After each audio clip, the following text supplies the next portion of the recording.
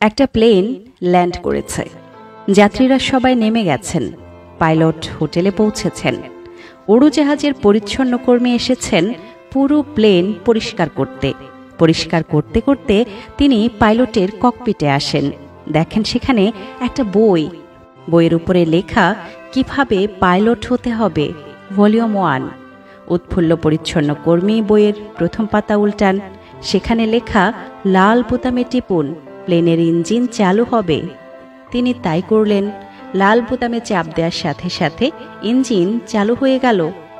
পরের পাতায় লেখা উড়োজাহাজকে সামনে অগ্রসর করাতে চাইলে নীল বোতামে টিপুন। তিনি আর অপেক্ষা না করে তাই করলেন। সাথে সাথে উড়োজাহাজ সামনে এগুতে লাগলো। তারপর পাতায় লেখা গ্রাউন্ড থেকে শূন্যে উড়াতে চাইলে এইবার সবুজ বোতাম টিপুন। পরিচ্ছন্ন কর্মী তো অবাক। প্লেন উড়া শুরু করেছে। উপরে উঠছে আর উঠছে। তার আনন্দের সীমা নেই।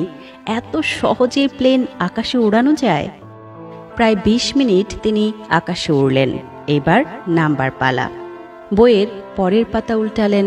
সেখানে লেখা প্লেন কিভাবে ল্যান্ড করাতে হয় সেটা শিখতে চাইলে ভলিউম 2 বইটি কিনুন এবং আমাদের ফ্লাইট লার্নিং কোর্সে ভর্তি হয়ে যান।